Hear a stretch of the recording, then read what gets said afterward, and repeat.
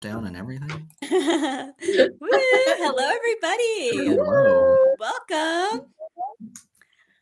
Let's just wait for Amazon to recognize us, and then we'll be starting.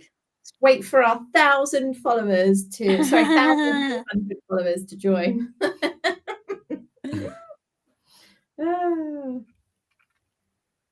Okay, here we go. Well, welcome everybody to Kids Ask Authors Answer. I'm Amy Doslich, and I'm the author and illustrator of the Hannah Banana and Mary Berry series. And I am Sam Howard-Els, and I'm the author of the Mungo book series and author illustrator of Tiny Boo Halloween book. And joining us today, we have David. Introduce yourself. I'm David Klachko, author of When the Moon Sleeps. Do you think that he dreams? Also, Fly High, Baby Dragon. Hi, Valentina, if you're watching. Hello. Yes, we are going to have a special guest class today. So it's a kindergarten class, and we have a bunch of questions from them, so we can't wait to hear those questions. But before we do, how about David, tell us, are there any like hidden Easter eggs in your book that you put in there that like nobody would know but you? Sure. So, well, maybe like a couple different things. So some people might not notice, but in the story, when we're traveling through space, we're actually going to each planet in the order that it is from the sun. So it's kind of a nice little way for students, kids to start learning about that without actually even realizing that they're learning it. You'll also notice on some of the pages, when we leave a planet, if you look in the distance, you can see where we've come from or where we're going. Mm-hmm. I did see that. Very cool. And then each little page does have, it's kind of, I used a little interesting fact about each planet to kind of come up with what the moon is actually doing on the planet. So yeah, as an example, when we're on Mercury and the moon is skateboarding in the craters of Mercury, Mercury actually has some of the largest craters in the solar system that can span several miles long, just because its atmosphere doesn't allow for the breaking up of a lot of the asteroids and things that travel through space. So it doesn't have a lot of protection. So it gets bombarded by things all the time. So it just has these huge craters. Very cool. Fun fact. I have to say, I really, really love your book. Fell in love with it when I first read it, and the illustrations, just everything. I like both your books, but this one I was just like, oh, it's so cool. It's done so well. Yeah, I just love that little moon character. I want a little plushie. Yeah, I would love to make one. They make it so expensive to have to like make these little plushies, but yeah, the illustrator Selena, she's out of Argentina, which somehow, some way, both of my illustrators, both from Argentina. I don't know how that worked out, but like, I don't know. Maybe I'm drawn to cows or beef or something. I don't know. But yeah, and like when I was looking, I knew that I wanted illustrations to be more like you're in a dream, kind of that whimsical style. And she nailed every single one of the prompts that I gave her. Like it was like she was living in my brain, like pulling it out. Like she did such a great job. Yeah, they're really fabulous. So nice. Yeah, it's so nice when you get a connection like that. Okay, so let's jump into the kids' questions. Oh no, I'm so scared. You don't need to worry. Okay. So our first one's from Lorna, who's age 7. Does the moon have coats when it goes to cold planets? I don't think that he does. I think that's his problem, right? Like he was so cold out there without a sweater. Or maybe, I don't know, maybe he just didn't know where he was headed and forgot to grab it. But I'm pretty sure that he's coatless. Yeah, he did not plan for that. He did not, no. And he looked really cold. I probably got a little sick too. He just had his little socks on. Yeah. I don't know why he has socks and not a coat, but I guess it's harder to wear shoes without socks. Nobody wants to do that. He's used to being closer to the sun. It's nice and cozy here. Exactly. Yeah. So our next one's from Elliot, who is 6, and he's from the class joining us. He wants to know, why did you make this story?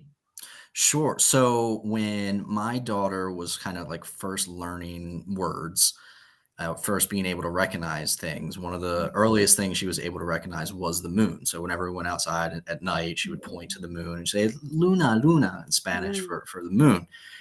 And so, I was just thinking about that, and I'm honestly, I'm not a big fan of a lot of the moon books out there. Like, I know it might be a little bit, you know, against the grain to say I'm not a big fan of Goodnight Moon. I don't. It's just it's not my thing. And I thought like, oh, it would be really cool to try to do something involving the moon.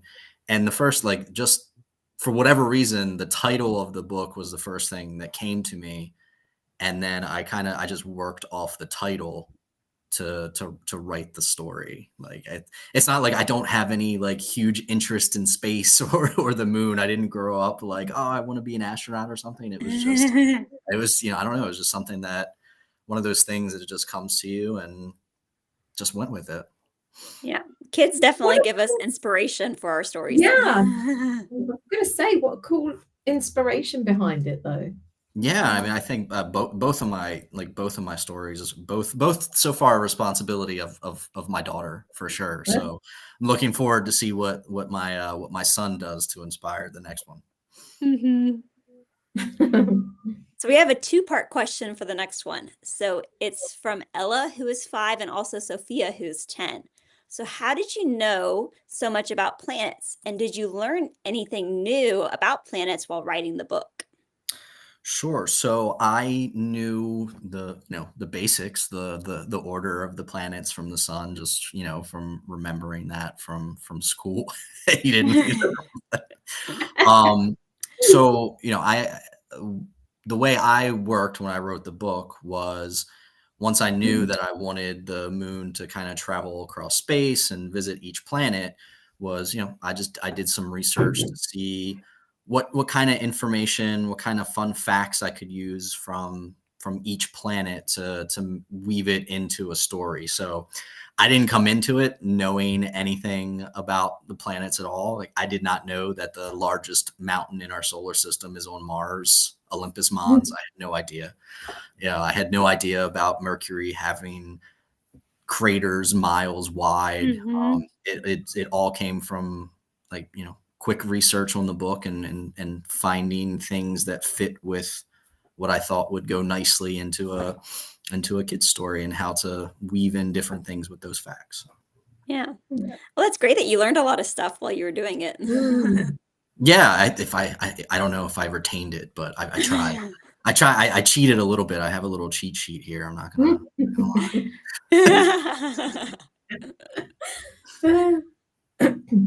So our next one is from Mary, who's 4, and she wants to know, why does Jupiter have a big spot on her head?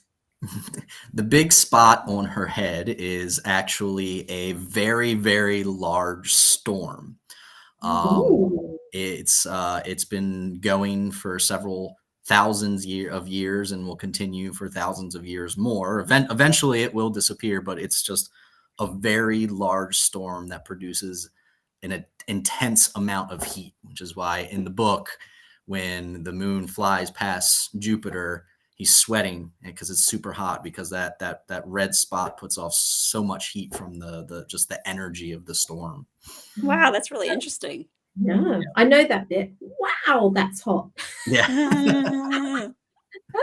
Now, what's always really interesting too is, like, when the illustrator first did that illustration, the spot was actually like the nose of Mm. Jupiter, and I was like, oh, that's clever, but it also kind of looked a little strange. So it's like one of those little things that, like, when you see details, you have to be like, oh, maybe I should move that, because it looks a little off. Yeah. But it was kind of cute to have a little red, almost clown nose. Yeah.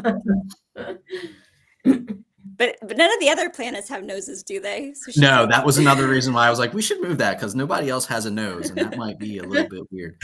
The moon at one point actually had teeth in one of the drawings, and it looks Oh, so bizarre. Just like, wow. uh, yeah, I was like, nah, we have to move that. That's like, I don't want to imagine my moon with teeth. Oh. So our next one is actually from your daughter and Oh, also okay. Ivy. So Valentina, who's 5, and Ivy, who's also 5. How did you come up with the title and how did you come up with the characters? I wish I had a good answer of how I came up with the title, but I don't. It was literally, I was just sitting there, and for whatever reason, I thought to myself, I wonder if kids ever think about what the moon does when it dreams. And I was like, oh, when the moon sleeps, do you think that he dreams? Oh, that sounds interesting. That sounds like an interesting premise. And then, I just went with that. Characters, pretty for the most part, pretty easy. Obviously, we're traveling space, so we want to Mhm. use the planets and kind of make them more human and interesting in that way. Um, but I did choose, I chose the little girl as kind of like you know, it, the story follows the moon, but for me, the story is really about this little girl, right? It's about the girl and her imagination and what she thinks about what the moon does when he dreams. And I also think that this little girl is actually really knowledgeable of space and the universe, right? Because she knows all of these facts. She Mm. knows that the biggest mountain in the solar system is on Mars. She knows about the rings of Saturn. So she knows all of these things, but is still able to be imaginative and wonder how the moon incorporates that into his dream. So I wanted to be able to tell the story, through the eyes of a kid, Mm. for kids to be able to have a little bit more connection to that, as opposed to just like having, the moon out here, dreaming on its Mhm. own. It's the imagination of a kid. Yeah. Mhm. Oh. She's a very cute character, actually, as well.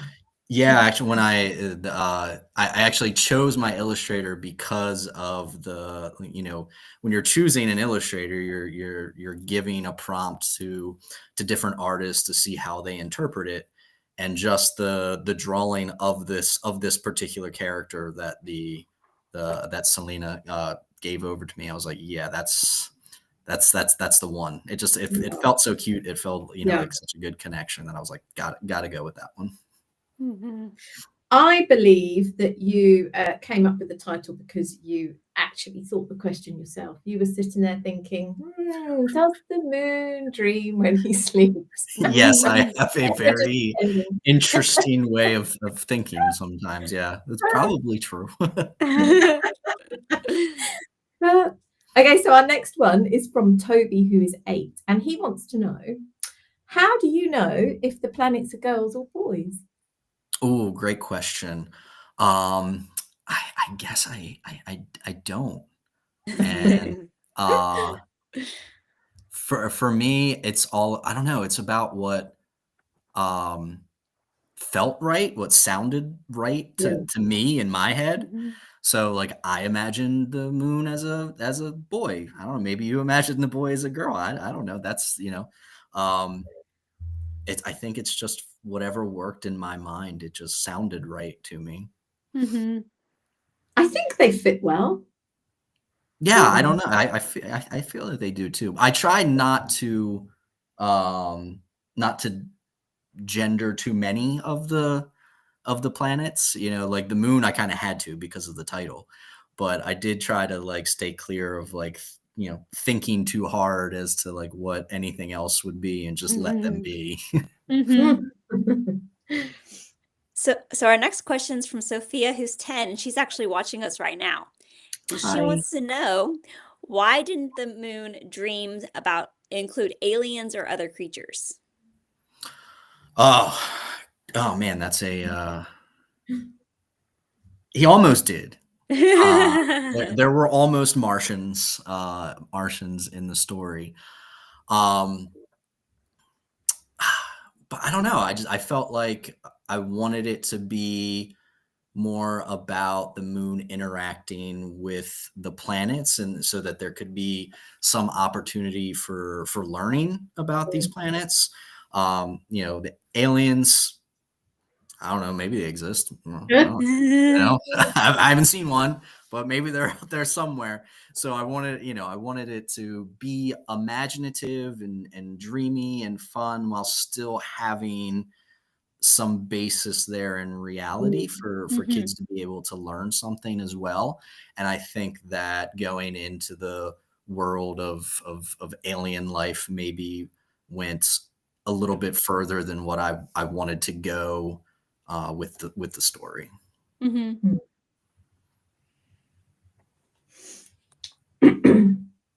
Is it my go? It is. It is.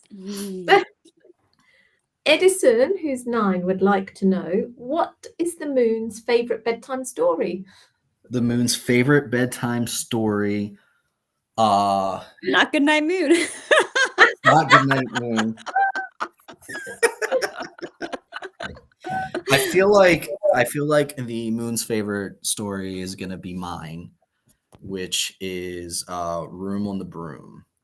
I think Oh, I love that. I think Julia Donaldson is like the greatest. Like, Yeah. like Room on the Broom to me is like the perfect kids book. Like just the flow of the rhyme, the illustrations, like everything about it. Like I love that book. I love Julia Yeah. Donaldson. So since I'm gonna say I see myself in the moon, and the moon is a part of my brain, that is the moon's favorite bedtime story. Mhm.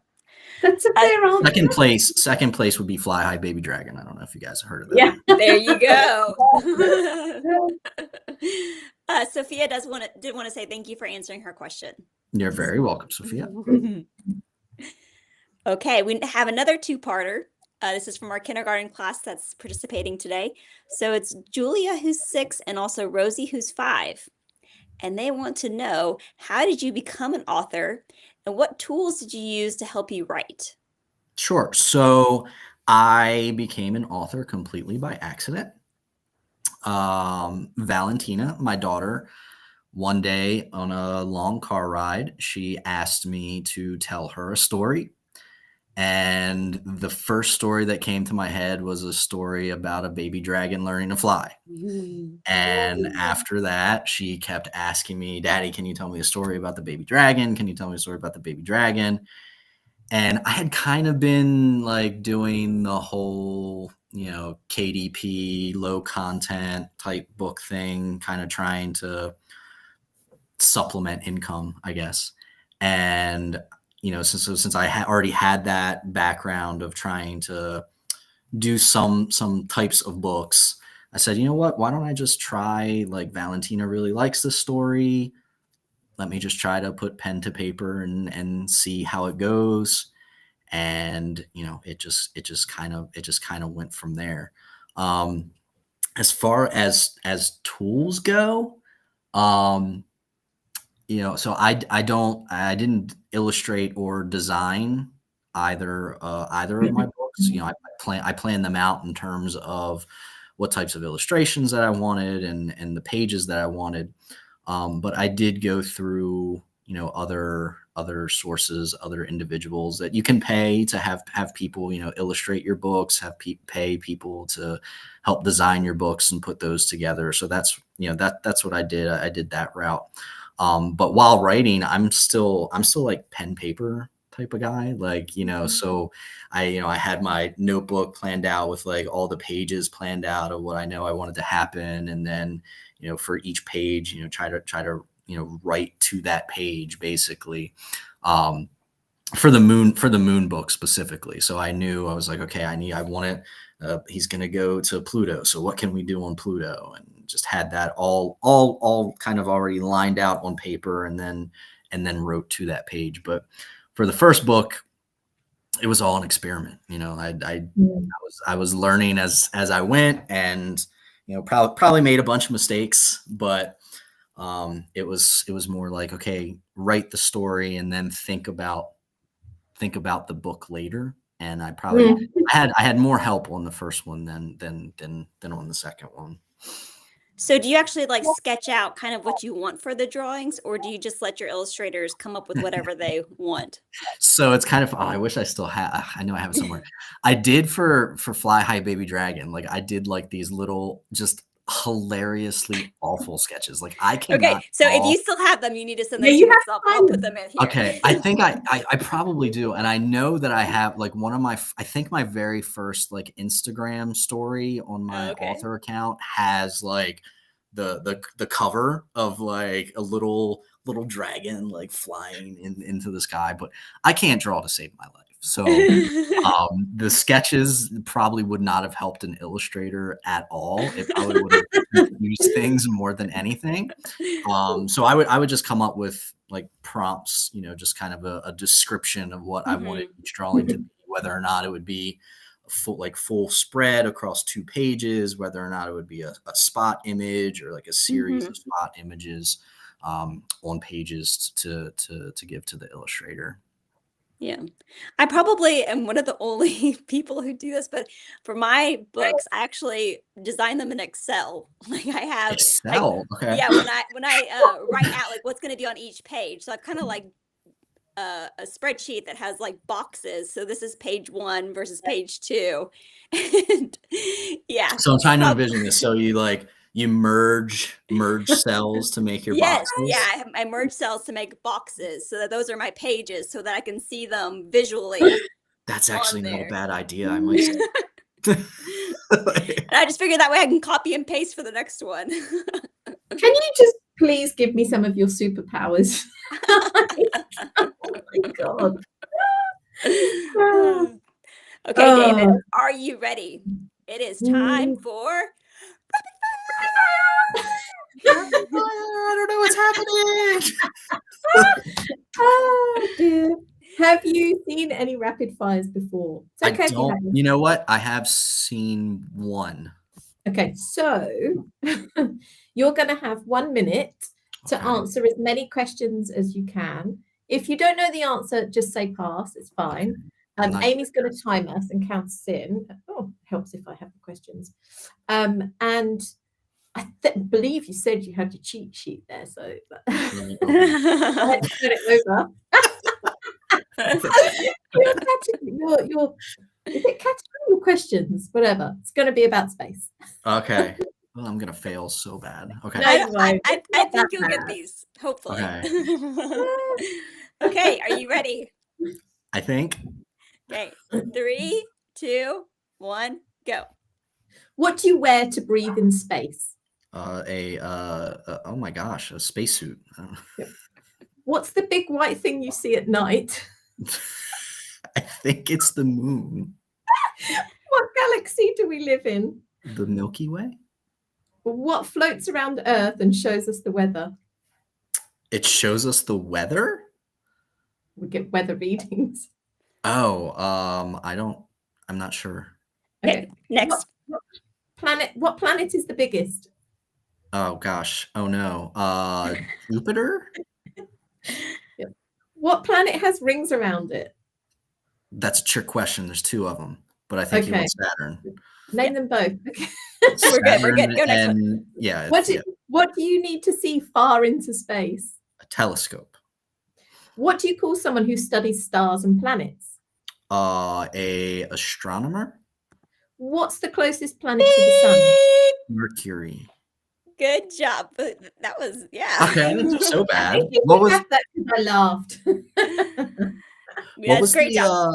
what was the weather one? What is that Okay, one? so you got 7. So woohoo! Woo, that's really good. And then to answer what floats around Earth and shows us the weather, it's a satellite. Oh, okay. Is what we were looking for. Now you tell us, what's the other planet that has rings around it?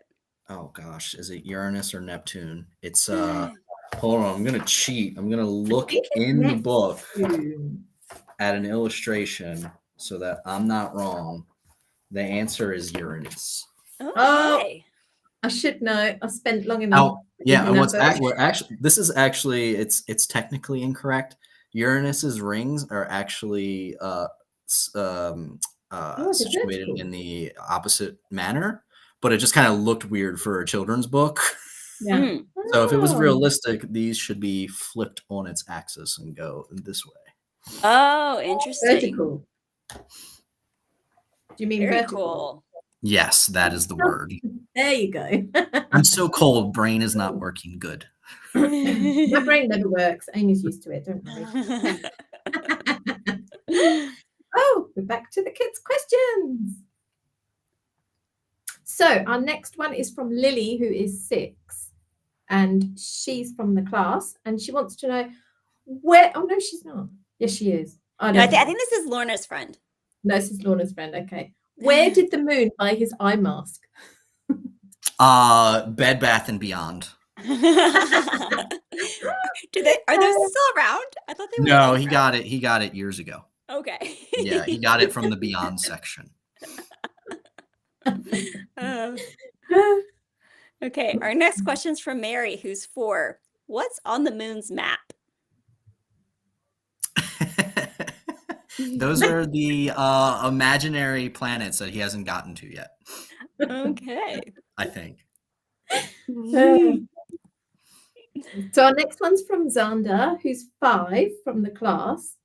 Does the sun sleep? Oh, does the sun also sleep and dream? Is he from the class? Yes. Oh, okay. Yes. That's the one that you said was so cute. So basically, the moon, we know the moon dreams, but does the sun also sleep and dream? I think he has to, right? He works pretty hard too during the day, so I imagine he has to sleep too. What he dreams about, I don't know. I haven't thought of it, but maybe was it Xander? Yes. Yeah. Xander, maybe you can tell us what the sun dreams about. It's a sequel. Yeah. Sophia wanted to say that you did a great job on the rapid fire, that she didn't know the satellite question either. Thank you. At least I'm not alone. Okay. I wouldn't have known either. Our next question's from Hannah, who's 7. Why does the moon's socks cover his whole legs? Because he has tiny legs. He does have very tiny legs. And I thought it was the style now to wear your socks higher. I thought that was back in. Is that not true? I don't know. It might be. She usually wears long socks, but now she told me she doesn't like them anymore. So who knows? We've shifted. Yeah, I thought we were creating it to the current day style of the higher socks, which is how I've always worn them, and they were not cool when I was doing it. Yeah, my husband pulls his socks right up, but they go mid calf, but they're really stretched. They look awful. All the time, they're just stretched right up there. But Sam, I'm gonna keep that in the video just so that your husband can see that. I'll get a picture for you. I think it's nice when it's cold outside because it helps keep your legs warmer. All the time, even like out for a run with shorts on, the socks will be pulled right up. Anyway, sorry, I digress. Our next one, we've got a 2-parter. We've got Samuel and Elia. When did you write this story? They're both 5, sorry. When did you write this story, and what was your writing process like? So I think I wrote this a little over a year ago. I wrote it over a year ago, and the process was more okay. So I have my title, so I feel like it was a little unusual to start with a title and not a story, but I thought that the title was just kind of really, really catchy, that I wanted to fit something with that title. So it was really for me trying to imagine, okay, what would the moon do when he's dreaming? And I kind of went back and forth between maybe he travels the earth instead. So maybe he's actually going to different places on earth. Maybe he's seeing the Eiffel Tower and, all of these other things on earth. But for some reason that didn't feel quite right to me. It felt more a book that I wanted to be more dreamy. So I landed on wanting to go through space. And so my process was okay, I know I want the moon to visit visit every planet, even a former planet, which, you know, Oh. we have our problems with that, us older folk. But you know, so you know, I say, okay, I was like, so what could the moon do on each one of these planets? And so I put together a list of possible things that the moon could do at each planet, and you know, went through that list and decided on ones that I thought would be the most interesting to see visually in a kid's book. Like what would have the best types of illustrations to associate with that. And so once I had that choice, I just went. I didn't even write the story in order of pages. Like I wrote kind of each planet's like stanzas, I guess, like individually. And I knew I wanted it to be a rhyming book. So I went planet by planet, and I wrote something for each planet until I had that done, and then I kind of did my beginning and my end. So I didn't know how I was going to get to the dream or how I was going to end the dream until I had the dream, and But then that's actually cool. bookended it. Yeah. And the book, it was actually a lot longer. I have a tendency to overwrite, especially for kids' books. I think like in the editing phase, I think I cut out like 400 words or something. So there was Wow, like yeah. like 6 or 7 stanzas that didn't make the cut. And I loved the original version before it was edited down, but you know, it was edited to be more kid friendly and parent friendly because no parent wants to read 10-minute stories. Agree. Yeah. You should use that as content on your Instagram, the scenes that didn't make it. I don't even know that I have it anymore. Oh, I have to no. somewhere. Yeah. Just go and rewrite them. They were so easy the first time. Okay, our next question's from Ethan, who's 9. If you had the chance to go to space, would you like to? Oh gosh, no. I'm too much of a chicken. Like I would be too scared to like get on to like I don't even like flying. And I've been on hundreds of flights and I still hate it. So I can't imagine going that fast into not, you know, nothingness. I don't Nothing. know. Too scary for me. Yeah, and there have been several rockets that have exploded, so let's Nice. not. Thank you. Try not to think about that. It's one of those things that's like kind of like flying out of an airplane. It's like one of those things like, sure, I'll do that, but like maybe like when I'm 80, you know, like when I've already lived a really good life. And I think I'm just going to get more scared. Like every year goes by, I become more of a little chicken. I don't know. Yeah. I don't even know if I could get on. I used to live for roller coasters. I don't even know if I could actually go on a roller coaster anymore. I'm just like, I don't know. I've been on one roller coaster my entire life, and that was this little tiny roller coaster with my daughter at this little theme park called Dutch Wonderland in Pennsylvania. And this like roller coaster is, I don't know, at its max height, it's like 10 feet high. I don't know, but I was still terrified on that. And I still don't think I couldn't do it. I definitely couldn't go upside down. You just have to like, I would be done, passed out, just done.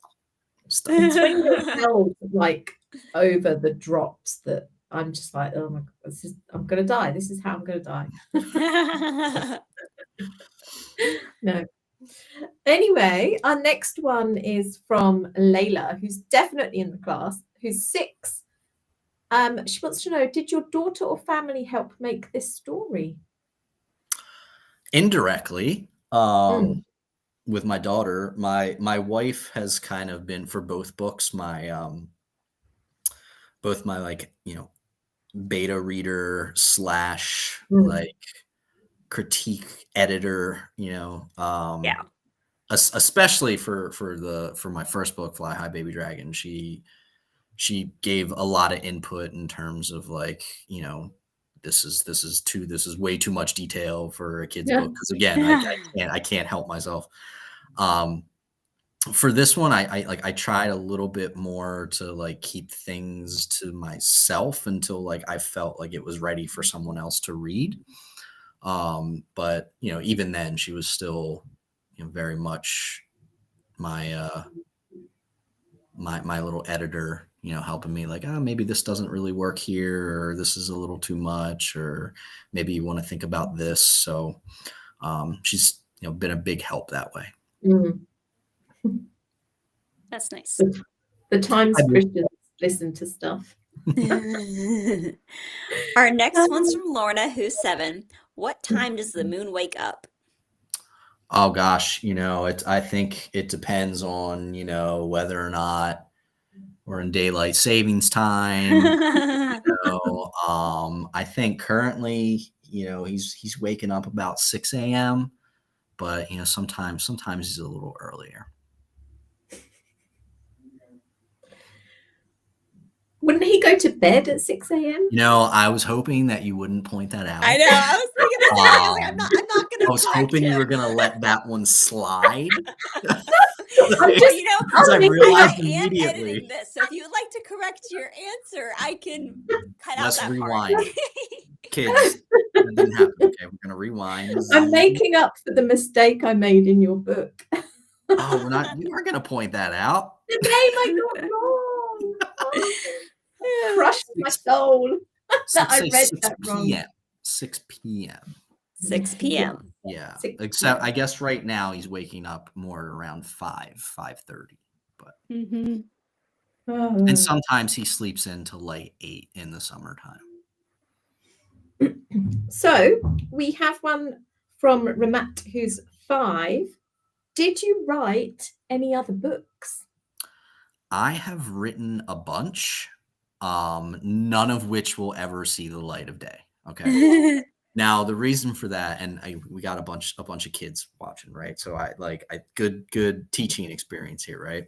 I tell my daughter this all the time, is that when you create things, whether or not you're drawing, coloring, writing, whatever it is, you're going to have things that you draw, you write that are really good, right? It's a good idea. You've done a good job, and you're going to want to share that with people.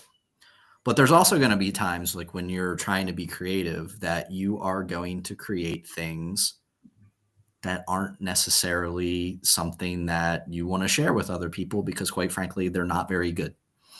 They're not very good, or they don't meet what you think people are going to want to read or experience. So, I've written some other books that, when I wrote them, I was really, really excited about them.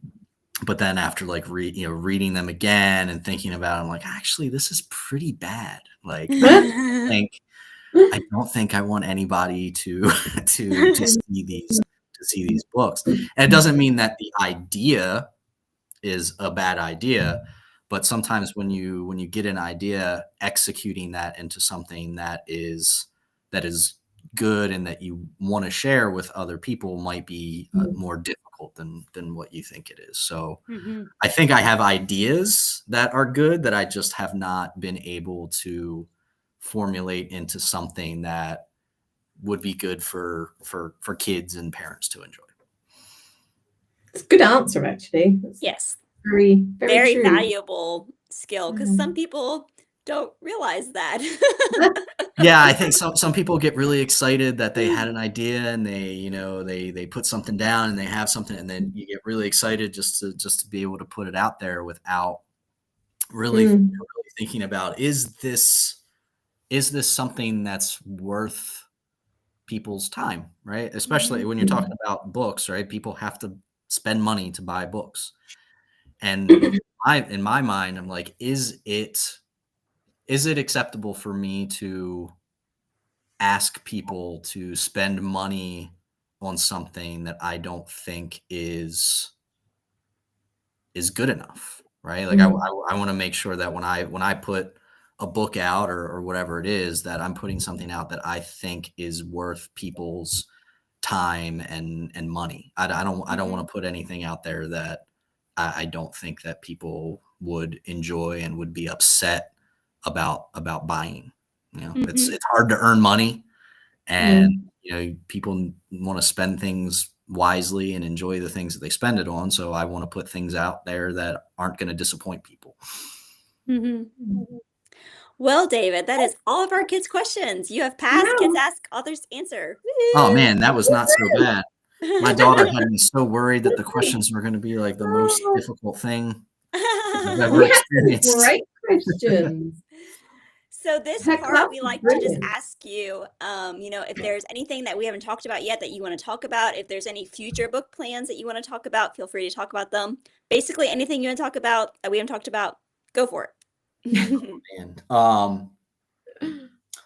I have a lot of ideas for books, and like I think the hardest part of writing, at least a kid's book, isn't the actual writing. It's like getting what's the word?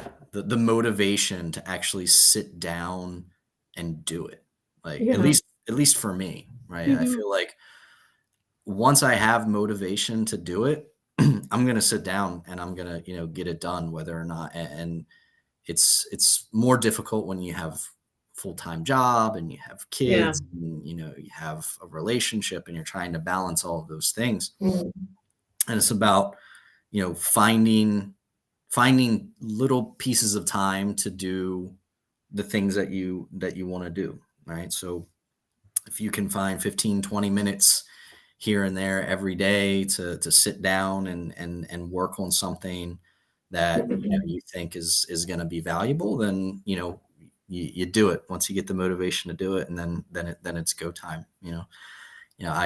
I've done the kids books thing, and I have more ideas, but also it's like I have ideas for novels too, but it's just the idea of that is so like overwhelming. Like it's so hard to do just a kid's book that's 32 pages long, 700 some words, and then to think about a novel of like 50, 60, 70,000 words. It's just like, wow, and my eventual goal is like I really want to, and I don't think it's important, but it's just something I think would be really cool, is to be able to traditionally publish, just to have like someone say like, oh, we think that your work is good enough to actually put have us, we're going to put it out there and put it in stores. So that's my goal at some point, to find that story, that my Julia Donaldson Gruffalo moment, to get into, to get into bookstores without having to beg and plead like, hey, will you please hold my book. I have no doubt that you will. I think that you will at some point. I hope so. As long as I get the motivation to keep going. Yeah. Well, there's no rush. Exactly. We have a long time. Oh. Well, thank you, David, for coming on. Thank you, everybody, for watching. Thank you to the kindergarten class for participating. We love getting all the questions. Yes, they did an awesome job sending in questions. Those were great. Sam, anything else that I'm missing? I don't think so. Okay, let's end with a big thank you. Bye. Thanks, David. Bye. Bye. Bye.